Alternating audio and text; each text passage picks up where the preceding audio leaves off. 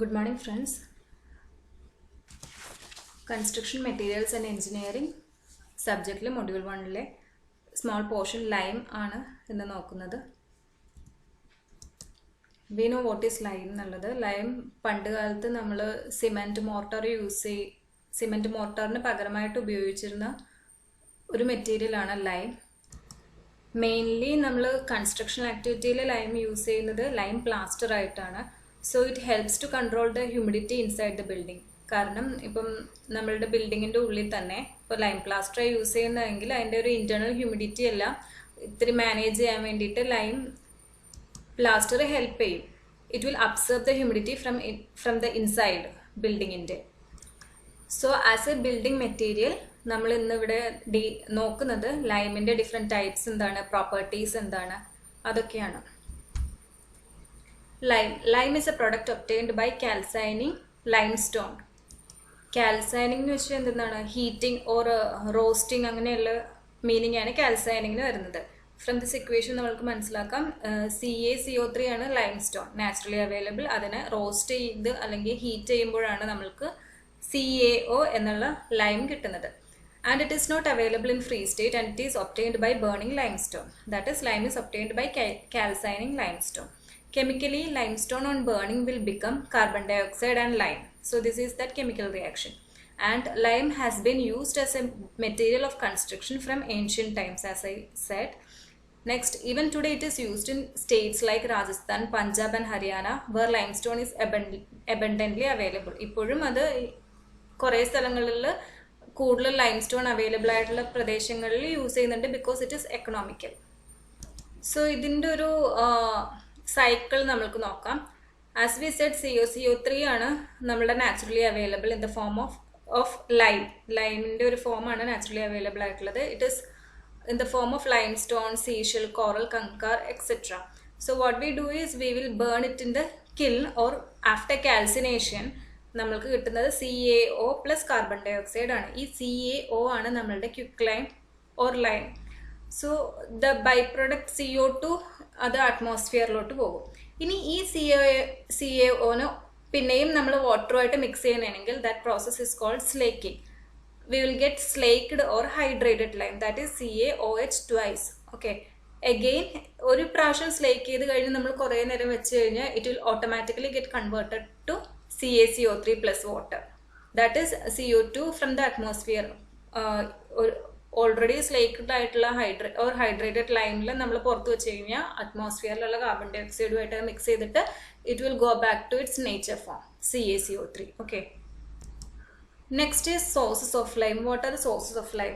As we said limestone. So limestone എങ്ങനെ കിട്ടുന്നത്? It is quarried from rocks.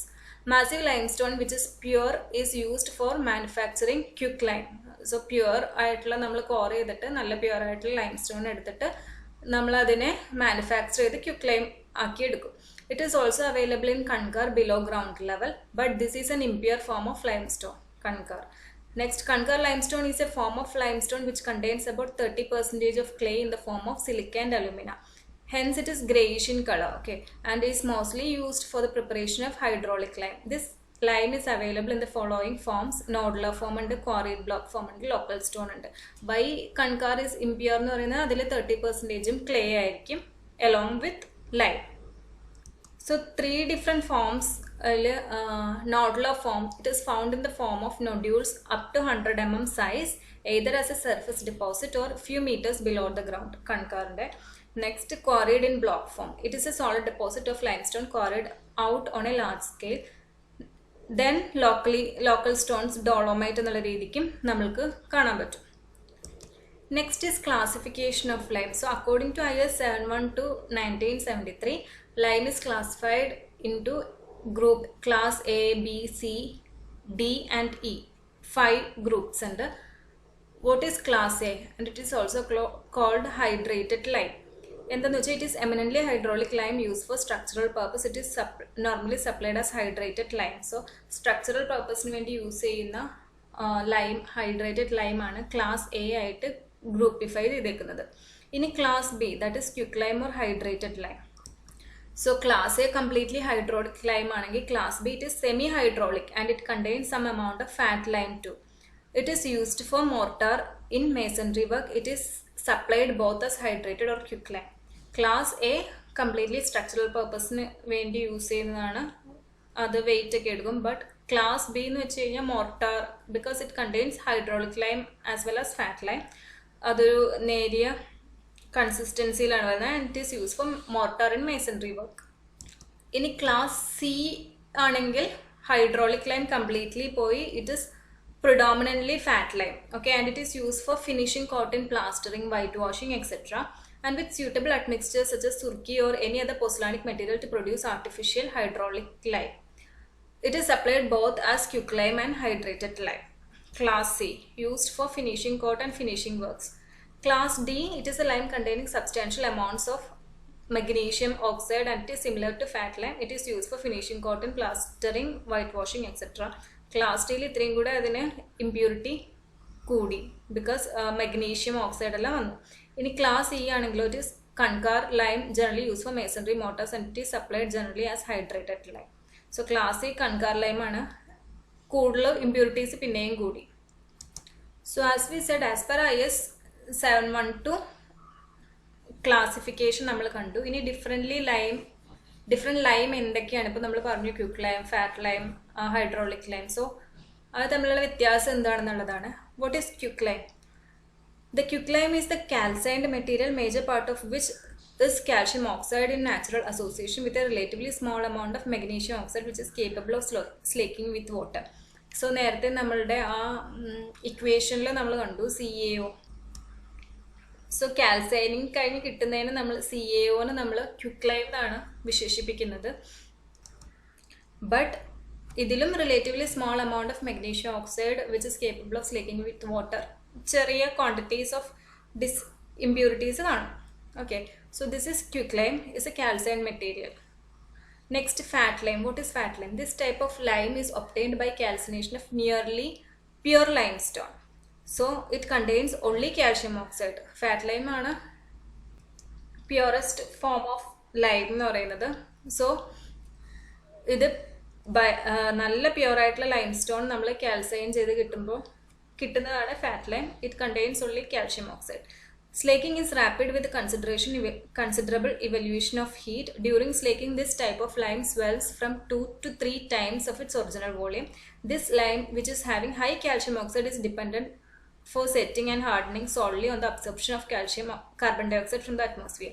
So, ഇത് highly purest ആയതുകൊണ്ടിട്ട് ഇതിൻ്റെ slaking process ഭയങ്കര rapid ആയിരിക്കും. That means പെട്ടെന്ന് വാട്ടർ ആയിട്ട് കമ്പൈൻ ചെയ്ത് അത് കാൽഷ്യം ഹൈഡ്രോക്സൈഡ് ആയിട്ട് മാറും. ആൻഡ് അങ്ങനെ മാറുമ്പോഴത്തേക്കും ഓൾറെഡി ഉള്ള ക്വാണ്ടിറ്റിയിൽ നിന്ന് 2 to 3 times ഇത് കൂടുതലാകും. ഇറ്റ് വിൽ സ്വെൽ ചെയ്യും. നെക്സ്റ്റ് ഇതിൻ്റെ ഈ കാൽഷ്യം ഓക്സൈഡ് വെച്ചിട്ടാണ് ഇത് സെറ്റിങ്ങും ഹാർഡനിങ്ങും എല്ലാം ചെയ്യുന്നത്. As carbon dioxide absorb ചെയ്യുന്തോറും അത് സെറ്റായി ഹാർഡനായി മാറിക്കൊണ്ടിരിക്കും. ഇതാണ് ഫാറ്റ് ലൈം. ഇനി hydraulic lime. The raw limestone from which hydraulic lime is prepared contains 5 to 30% of silica and alumina with some iron content. These will be in chemical combination with the calcium oxide content. So hydraulic lime എന്തുണ്ട്? Raw limestone is prepared. Raw limestone 5 to 30% silica aluminium ഉണ്ടാവും. അതിൽ നിന്ന് നമ്മൾ എടുക്കുന്ന ലൈമാണ് hydraulic lime. Hydraulic limes are classified as eminently hydraulic lime and semi-hydraulic lime. അതാണ് നമ്മളുടെ class A and class B lime. Okay, hydrated lime. Hydrated is a dry powder quick lime with enough water to satisfy its chemical affinity for under the condition of its hydration. So hydrated lime എന്ന് വെച്ച് കഴിഞ്ഞാൽ ആവശ്യത്തിനുള്ള water content ഉള്ള ലൈമിനെയാണ് hydrated lime എന്ന് പറയുന്നത്. So it will satisfy its chemical affinity to under the condition of its hydration. Next is lump lime. So quicklime as it comes from the kiln in lumps. നമ്മൾ lump lime എന്ന് വെച്ച് കഴിഞ്ഞാൽ കാൽസൈൻ ചെയ്തിട്ട് ആ കില്ലിൽ നിന്ന് വരുന്ന ലംബായിട്ടുള്ള, ലംബ് എന്ന് വെച്ചാൽ ഇങ്ങനെ കട്ടകട്ടയായിട്ട് വരുന്ന ലൈമിനെയാണ് നമ്മൾ ലംപ് ലൈം എന്ന് ജനറലി പറയുന്നത്. സോ നെക്സ്റ്റ് നമ്മൾ പറയുന്നത് the methods of manufacturing of ലൈമാണ്. Lime is manufactured by calcining limestone that we know, and it involves the following operations. ഏതൊക്കെയാണ്? collection of raw material, transportation of raw material, collection of fuel, burning of limestone and slaking of lime. Collection of raw materials is nothing but നമ്മുടെ lime stone quarry ചെയ്ത് collect ചെയ്തെടുക്കുന്നതിന് collection of raw materials എന്ന് പറയുന്നത്. പിന്നെ അതിന് transport ചെയ്യാം, പിന്നെ fuel collect ചെയ്യുക, പിന്നെ അത് ബേൺ ചെയ്ത് ലൈം സ്റ്റോൺ ആക്കുക, സ്ലേക്ക് ചെയ്ത് CaOH2 ആക്കുക. Collection of raw materials. The raw materials are collected and stacked in sufficient quantity near the site of manufacture of lime. So collect ചെയ്ത് stack ചെയ്ത് വെക്കും. Pure limestone which is known as massive limestone ആണ് എടുക്കുന്നത്, അതെടുക്കും. Next, Kangar limestone which may contain 30% of clay in the form of alumina and silica. This may be in the nodular form or block form. ഇതും ഒരു raw material ആണ്. And other local available such as seashells, gypsum, dolomite. നമ്മൾക്ക് ഏത് ലൈമാണോ ആവശ്യമുള്ളത് അതിനനുസരിച്ചിട്ടുള്ള raw material നമ്മൾ select ചെയ്യണം. If it is fat lime നമ്മൾ പ്യുവർ ലൈം സ്റ്റോൺ സെലക്ട് ചെയ്യണം, ബാക്കിയുള്ള ലൈംസിന് അതിനനുസരിച്ചിട്ടുള്ളത്. സോ ഏത് ലൈമാണെങ്കിലും collection of raw material is the first step. Next, transportation of raw materials. The raw materials thus found are transported to the manufacturing site of lime as to produce lime continuously. അത് transport ചെയ്യും. Next, ഇതിനെ calcine ചെയ്യാനുള്ള fuel collect ചെയ്യുക. Collection of fuel. The fuel that may used for calcining lime stone is as follows. That are wood ആവാം, coal, coke, charcoal, gas, oil, etc. So these are the fuels mostly used for calcination process. Next is burning of limestone. Limestone is to be burned for producing quicklime, which is then slaked to obtain lime powder. So burning of limestone may be carried out either in kiln or lime clamps. Calcination വേണ്ടിയിട്ടാണ്. രണ്ട് type burn ചെയ്യാൻ പറ്റും. ക്ലാംസിൽ വെച്ച് burn ചെയ്യാൻ പറ്റും, കില്ലിൽ വെച്ച് burn ചെയ്യാൻ പറ്റും. സോ ക്ലാമ്പ് എന്ന് വെച്ചാൽ ഒരു ടെമ്പററി അറേഞ്ച്മെന്റ് ആണ്. നമ്മൾ ആ സമയത്ത് ഒരു പ്ലാറ്റ്ഫോം വെച്ച് അതിൻ്റെ മുകളിൽ വെച്ച് നമ്മൾ സെറ്റ് ചെയ്യുന്നതിനാണ് ക്ലാമ്പ് സ്ട്രക്ചർ എന്ന് പറയുന്നത്. ഇനി കിൽസ് ആണെങ്കിലോ അത് പെർമനന്റ് സ്ട്രക്ചേഴ്സ് ആണ്. സംടൈംസ് അണ്ടർഗ്രൗണ്ടിൽ നിന്ന് തന്നെ നമ്മൾ തീ കൊടുക്കാൻ പറ്റിയ രീതിയിൽ ഓൾറെഡി പെർമനന്റ് ആയിട്ട് ബിൽഡ് ചെയ്ത് വെച്ചേക്കുന്ന കിൽ എന്ന് പറയുന്നത്.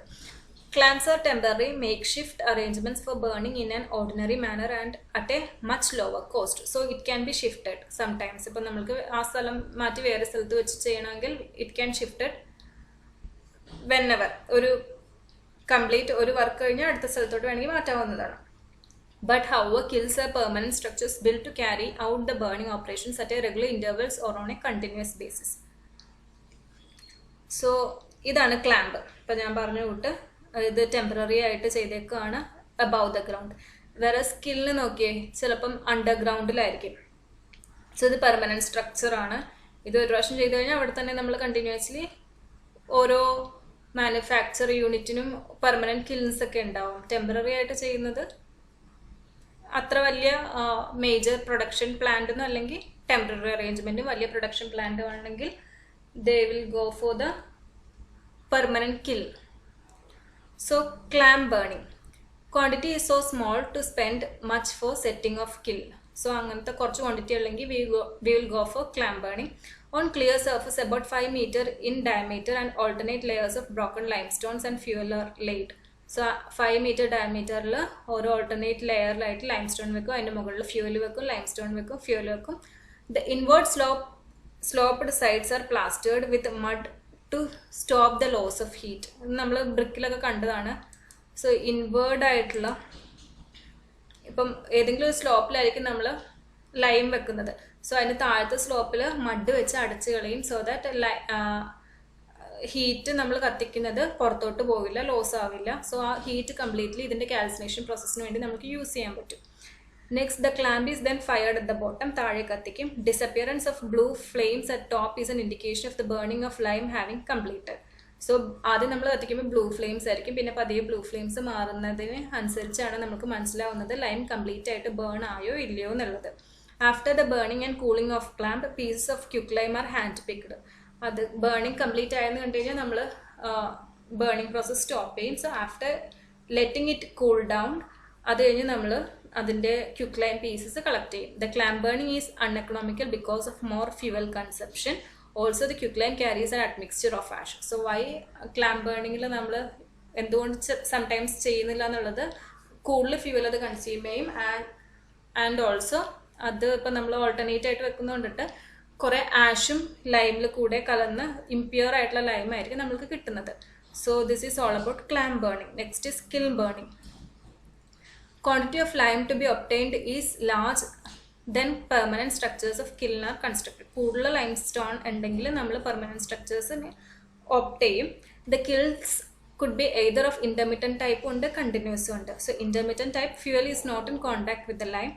Big pieces of lime are used to make a sort of arch on which smaller pieces of the limestones are loaded.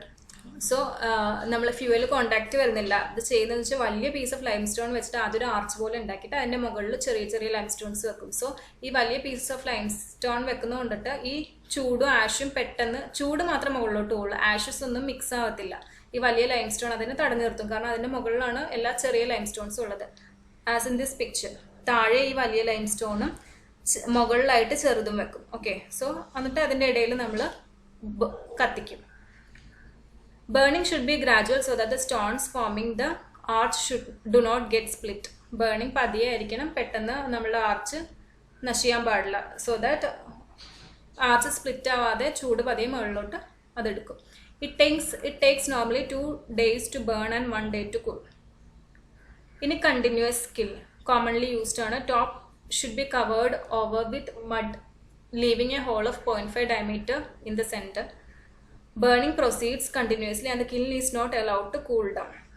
Continuous ആയിട്ട് നടന്നുകൊണ്ടിരിക്കും. ഒന്ന് മാറ്റി കഴിയുമ്പോൾ അടുത്ത് വെക്കും, ഒന്ന് മാറ്റി കഴിയുമ്പോൾ അടുത്ത് വെക്കും, അങ്ങനെയാണ്. ഇൻ്റർമീഡിയൻ്റ് അല്ല. ഇനി burning material is drawn out daily and fresh charge of stone and fuel is added from top. Overburned pieces are discarded whereas underburned ones are reloaded to.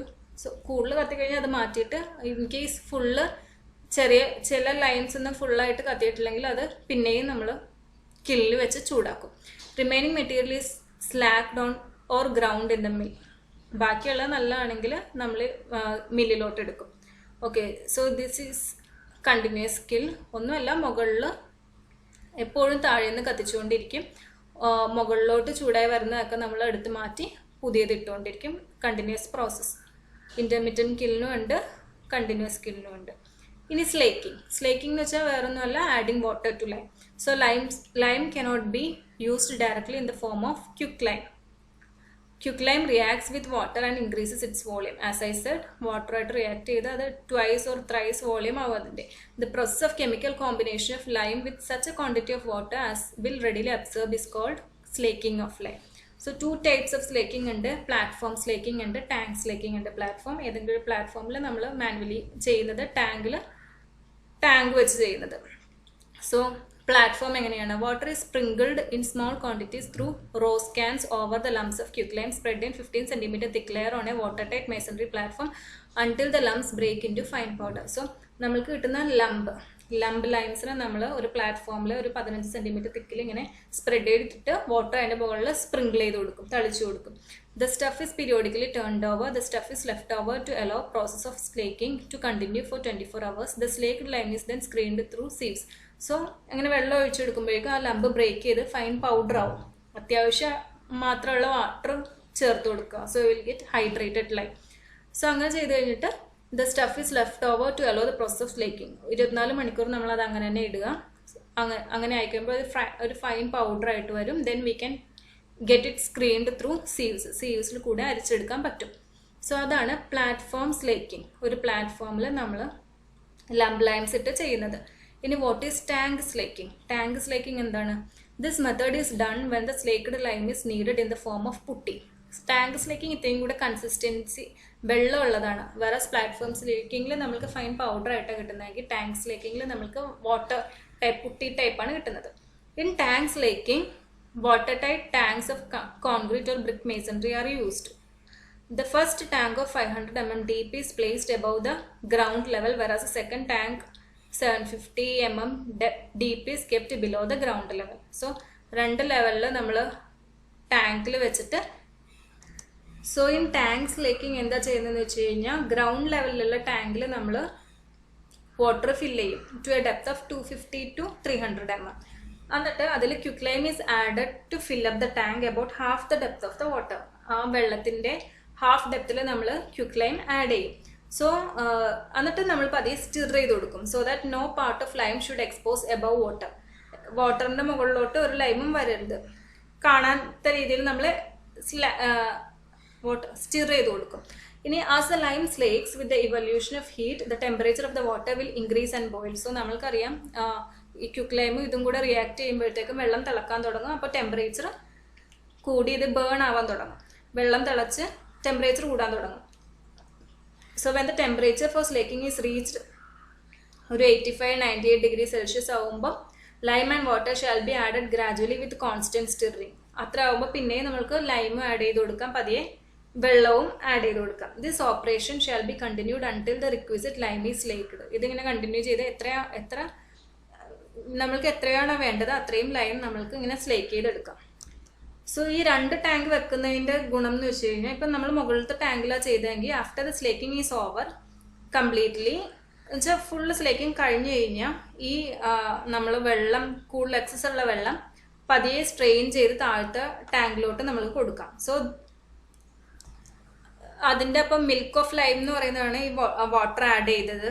എന്ന് വെച്ചാൽ വെള്ള കളറിൽ വെള്ളമായിട്ട് വരുമല്ലോ ലൈമുമായിട്ട് ആഡ് ചെയ്യുമ്പോൾ, അത് താഴത്തോട്ടിരിക്കും. സോ ഈ മുകളിലത്തെ slaked lime or semi hydraulic lime അതുപോലെ തന്നെ നമ്മൾക്കൊരു 2-3 ദിവസം അങ്ങനെ തന്നെ ആ ടാങ്കിൽ തന്നെ വെച്ചിട്ട് നമ്മൾക്ക് പതിയെ എടുക്കാവുന്നതാണ്. സോ വാട്ടറും സെപ്പറേറ്റ് ആവും, നമ്മൾക്ക് പുട്ടി പരുവത്തിൽ ലൈമും കിട്ടും. സോ ഇതിനെയാണ് ടാങ്ക് സ്ലേക്കിംഗ് എന്ന് പറയുന്നത്. പ്ലാറ്റ്ഫോം സ്ലേക്കിങ്ങിൽ നമ്മൾക്ക് കിട്ടുന്നത് ഫൈൻ പൗഡർ ആണെങ്കിൽ ടാങ്ക് സ്ലേക്കിങ്ങിൽ നമ്മൾക്ക് കിട്ടുന്നത് പുട്ടി ടൈപ്പാണ്. ഓക്കെ, സോ ഇത്രയേ ഉള്ളൂ നമ്മളുടെ ലൈം എന്ന് പറഞ്ഞ ടോപ്പിക്. Thank you.